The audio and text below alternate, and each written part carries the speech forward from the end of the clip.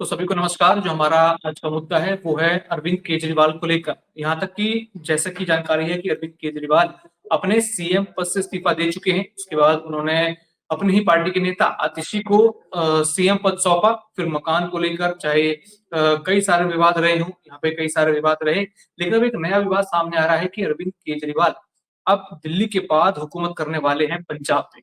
पंजाब में अभी भगवंत मान सीएम है। पार्टी भी आम आदमी पार्टी की वहां पे सत्ता है, लेकिन इस सत्ता में बड़ा बदलाव होने जा रहा है। यहाँ ये लग रहा है कि क्या अरविंद केजरीवाल का लालच सत्ता के प्रति बढ़ गया है। हमारे साथ हमारे मेहमान मोहम्मद इदरीस मौजूद हैं। उनसे सबसे पहले जानेंगे कि आखिर अरविंद केजरीवाल जो यहाँ पर ये सब षड्यंत्र रच रहे हैं। एक सीक्रेट मीटिंग हुई है जिसमें ये फैसला सामने आ सकता है कि अरविंद केजरीवाल पंजाब के सीएम बन जाए। तो क्या ये जो उनकी सत्ता की लालसा है, क्या वो आम आदमी पार्टी को डुबा देगी, या फिर अरविंद केजरीवाल कहीं और अब फोकस करना चाहते हैं? क्या वो अपने नेताओं को ही खा रहे हैं? देखिए जी, मैं तो इस पर ये कहना चाहूंगा कि इन्फॉर्मेशन मिल रही है।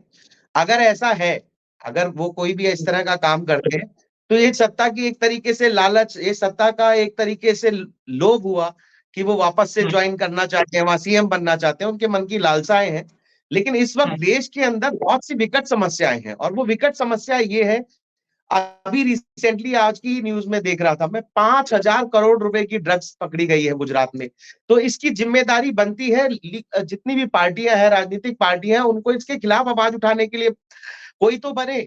सिर्फ कांग्रेस पार्टी हर आवाज क्यों, ये सभी पार्टियों का दायित्व बनता है कि वो इस तरह के, अगर कोई भी इस तरह की एक्टिविटी होती है जहां 5 करोड़ रुपए का हम्म, ड्रग्स पकड़ा जा रहा है। ज्वाइंट ऑपरेशन हुआ, दिल्ली और गुजरात पुलिस दोनों ने मिलकर अभी रिसेंटली हम्म, कल परसों में ही पता है। इसलिए बोलने वाला देश के अंदर कोई भी राजनीतिक पार्टी तैयार नहीं हो रही है कि वो ड्रग्स कहां से आया, कैसे आया। और इस इन हालातों में, जब अभी आप देखेंगे रिसेंटली बॉम्बे के अंदर, महाराष्ट्र के अंदर एक जाने माने पॉलिटिशियन की हत्या कर दी हम्म, जाती है दिन दिहाड़े, इस पर कोई बोलने वाला नहीं है। ऐसी ऐसी विपदा की घड़ी में, देश के अंदर चल रही है, ऐसी घड़ी के अंदर आप सत्ता बनाने की, सत्ता पर राज करने की अगर सोच रहे हैं, तो ये बहुत ही निंदनीय है। और मैं तो इसको मानता हूं कि देश में काम करना जरूरी नहीं, सत्ता पाके एक नेता की जिम्मेदारी होती है कि वो हम्म, सही तरीके से देश को आगे बढ़ाए, और देश को आगे बढ़ाने के लिए लोगों के, जनता के मुद्दों को जनता के सामने लेकर आए। मगर ये तो कोई बात ही नहीं है। और अभी कि वो सत्ता के लिए अब वो सीएम दिल्ली से हट गए हैं, वहां बनना चाहते हैं, ये हम्म, तो सत्ता का लोभ है, और साफ साफ जनता देख रही है, और जनता इसका हम्म। आगे जवाब देने वाली है। लेकिन कहा यह जा रहा है कि दिल्ली की विधानसभा के जब चुनाव संपन्न हो जाएंगे, तब अरविंद केजरीवाल उस तरफ मूव करेंगे। यहाँ पे भगवंत मान को मना लिया गया है, तो क्या भगवंत मान और जो पंजाब की जनता है, क्या उसके साथ बड़ा धोखा होगा? देखिए, इन्होंने जो भी ये हम्म, करके बनाई है, तो इस शुरू से ही झूठ के बल पर पूरे देश में और दिल्ली में राजनीति करते आए हैं, और आगे भी करते करते जा रहे हैं। तो इनको मैं ये नहीं मानता कि इनका मकसद सिर्फ और सिर्फ कुर्सी हासिल करना है, जनता की सेवा करना नहीं। हम्म, इस वक्त दिल्ली में हालात देखिए आप कि हम्म, रोड पे इतना पॉल्यूशन बढ़ रहा है, जगह जगह पे ट्रैफिक इतना जाम हो रहा है, पानी का अभी हम्म, ड्रेनेज पूरा प्रॉपर हो नहीं पाया है, बच्चों के स्कूल में जो रिजल्ट्स हैं वो प्रॉपर हो नहीं पा रहे हैं, और बड़े बड़े दावे किए जा रहे हैं हमने स्कूल बना दिए। क्या क्या कंडीशन है। और दिल्ली में सबसे बड़ी लॉ एंड ऑर्डर, दिल्ली जैसी सिटी के अंदर क्राइम इतनी रेशियो पर बढ़ रहा है, उसको रोकने के लिए क्या क्या उपाय उठाए जा रहे हैं। क्या आतिशी जी मैडम आप आई हैं, या पिछले इनसे केजरीवाल थे, कोई भी कदम इन्होंने कुछ भी इनिशिएट इस तरह का नहीं लिया है जिससे लोगों को जागरूक किया जा सके और क्राइम पर कंट्रोल लगाया जा सके।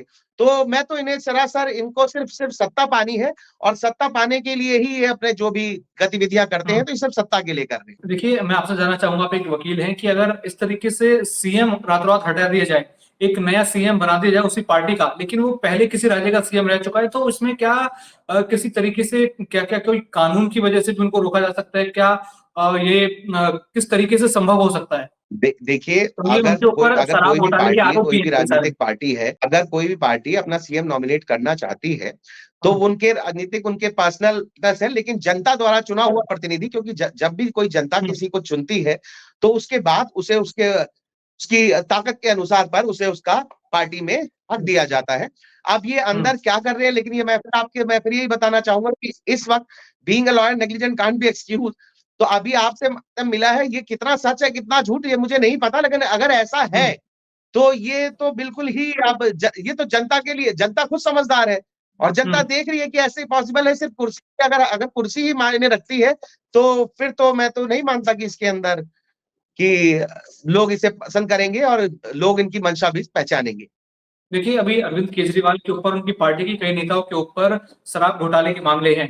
तो मैं कानून दृष्टि से जानना चाहता हूँ कि क्या अगर ये हुआ भी तो ये किस तरीके से संभव होगा? क्या ये सब चीज़ें आड़े आएँगी वहाँ पे? देखिए, मैटर अभी अंडर ट्रायल है। अब कौन कौन गिल्ट है और वो कोर्ट डिसाइड करेगा और अभी उनको अपने राजनीतिक जो भी है वो बेल पर है और ये काम कोर्ट का है, तो जो भी माननीय कोर्ट फैसला देगी उस पर तभी किसी को गिल्ट कहलाया जा सकता है। मगर अभी वो अपने हर एक काम करने के स्वतंत्र है, जो जो भी law and through law and order है, जो भी बाय द लॉज है, जो इंडियन कॉन्स्टिट्यूशन जिस चीज़ की इजाज़त देता है, वो फॉलो करेंगे। उससे अगर कुछ आउट करते हैं या कोई कंडीशन उनके ऊपर है तो वो बिल्कुल नहीं कर सकते हैं। अगर किसने उनके ऊपर कोई बाउंडेशन लगाई है तो वो एप्लीकेबल नहीं है, लेकिन अगर उनके ऊपर कोई बाउंडेशन नहीं है तो वो बाय द लॉ जो भी उनका प्रोसेस बनता है वो कर सकते हैं। नहीं, दिल्ली के अंदर जब फैसला आया, उनको जमानत दी गई, कई सारी बाउंडेशन थी कि आप साइन नहीं करोगे, आप सीएम ऑफिस नहीं जाओगे, तो यही मजबूरी बन गई कि उनको सीएम बदलना पड़ा। और क्या वो पूर्ण राज्य लेने के लिए, क्योंकि दिल्ली में कहीं न कहीं एलजी का कंट्रोल है, केंद्र सरकार का कंट्रोल है, तो क्या अरविंद केजरीवाल एक पूर्णतः सत्ता अपने हाथ में चाहते हैं? देखिए इसके जी, पीछे अब मंशा आम आदमी कोर्ट ने पार्टी क्या की या कंडीशन, फिर अरविंद केजरीवाल की क्या लगती है? आप मुझसे अगर अगर सिर्फ कोई कानून से रिलेटेड बात पूछेंगे तो मैं बता पाऊंगा कोर्ट ने उन पर क्या बाउंडेशन लगाई है, वो ऑर्डर देखने के बाद पता चलेगा। हुँ, मगर अभी सिचुएशन अगर कि हुँ, वो सीएम पद की दावेदारी कर रहे हैं, अब उनका हुँ, इंटरनल क्या मैटर है और किस पर्पज से और किस अधिकार से वो सीएम बनेंगे, तो ये अभी जनता के सामने आना बाकी है। और अगर सिर्फ हुँ। हेयर एंड से है तो मैं इस पर कुछ कमेंट नहीं करना चाहूंगा, क्यों अगर ऐसा कुछ होता है तो वो सामने आएगा, देन आई विल रिप्लाई तो एज़ जो पर योर अगर ये चैनल फैसला होता है, तो इसका असर क्या दिल्ली की राजनीति और पे पड़ेगा? जो भी विधानसभा चुनाव होने वाले हैं, आप मीडिया। उसको किस तरीके से देखते हैं कि जनता के तौर पर देखा जाए, आप एक वोटर भी हैं, तो वो किस तरीके से उसमें फ़र्क पड़ेगा? अरविंद केजरीवाल की छवि अभी तो काफ़ी ज़्यादा धूमिल है, तो क्या और पूरी तरीके से गर्द में चली जाएगी? देखिए जी, अभी रिसेंटली मैंने अभी न्यूज़ में खबर देखी थी, आतिशी जी को सीएम, दिल्ली का सीएम नॉमिनेट किया गया है हुँ, और वो सीएम बन गई हैं। लेकिन मैंने अभी कुछ दिन पहले ये देखा और ये एक तरीके से अभी मोदी जी के साथ आतिशी जी ने, अच्छी बात है, देश के दोनों पार्टियों के लीडर आपस में मिल रहे हैं। मगर हुँ, इससे जनता के, मैं इसे बता रहा हूँ, इसमें जनता के मन में ये ज़रूर संशय आता है कि ये कहीं बीजेपी की बी पार्टी तो नहीं। आप उनका विरोध करते हैं, बहुत सारी चीज़ें हैं, लेकिन शिष्टाचार भेंट है और पार्टी में ऐसा होना चाहिए।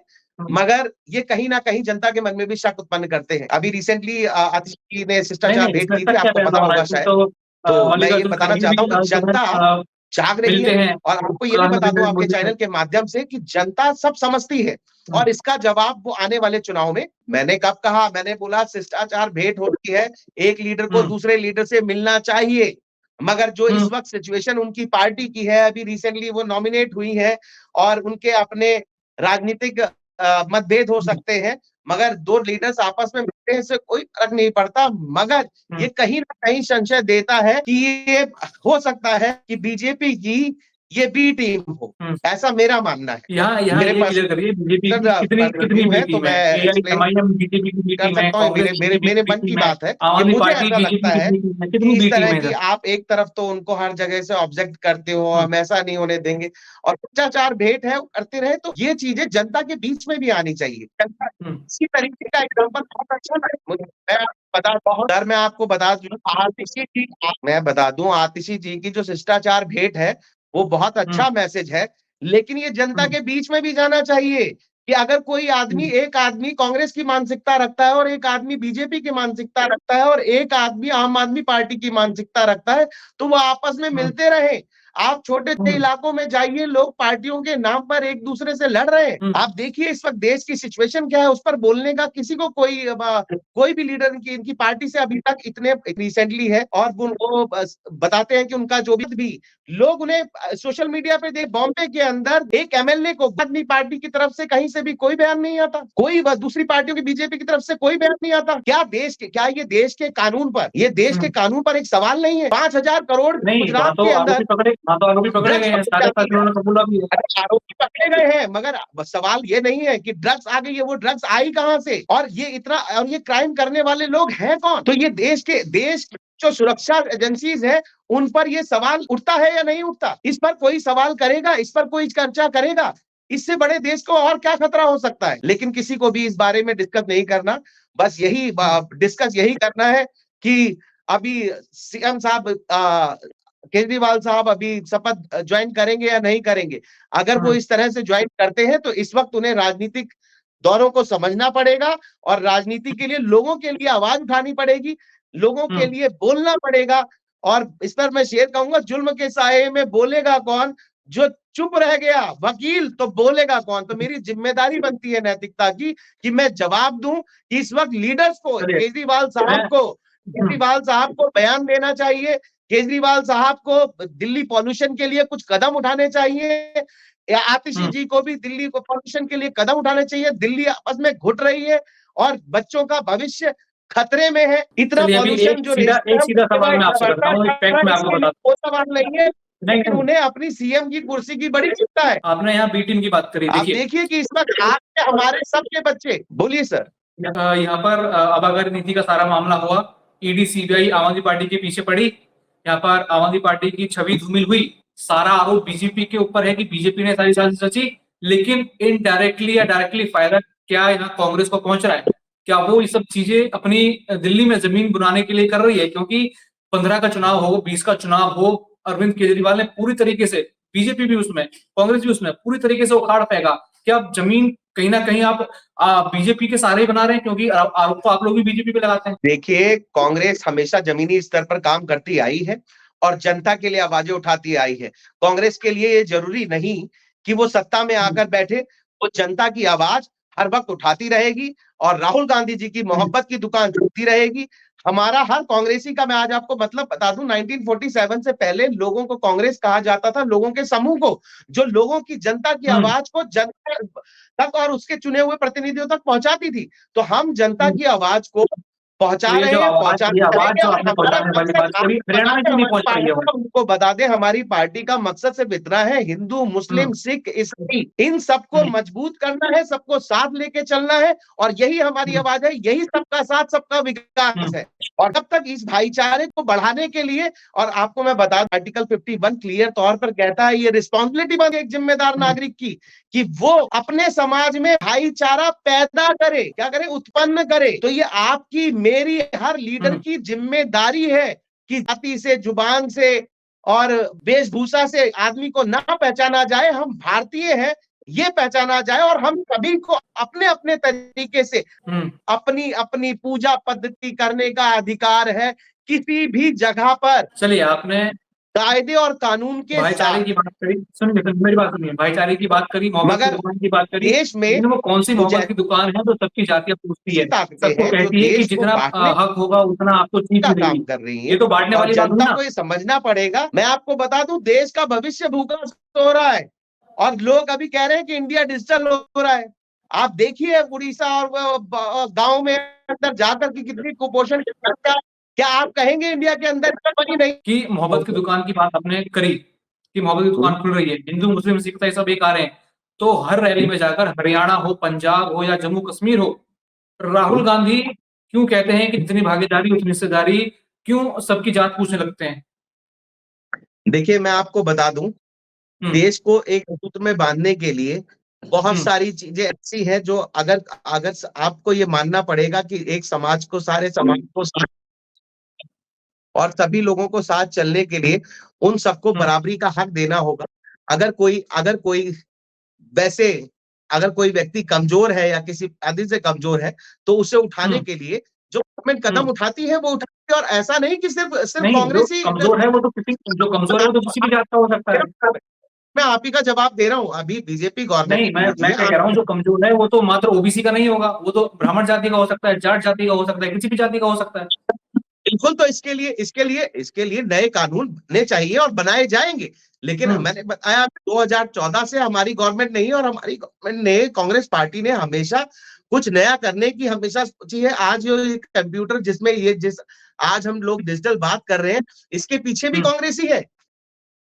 आज जो हम लोग टेक्नोलॉजी, ये फोन लेकर जो उम्र, राजीव गांधी जी की देन है और उसकी वजह से आप और मैं अपने ऑफिस में बैठकर आपसे बात कर पा रहा हूं, तो उसके पीछे कांग्रेस पार्टी है।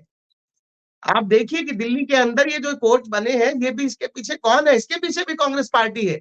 आप ये नहीं कह सकते कि भाई कि कांग्रेस क्या है, वो जब हम सत्ता में आएंगे तो करेंगे। अभी जो सवाल बनता है वो बीजेपी पार्टी से बनता है कि बीजेपी पार्टी हम्म, इस वक्त रूलिंग पार्टी है और देश के अंदर अपना रूल कर रही है, वो जनता के लिए क्या कर रही है।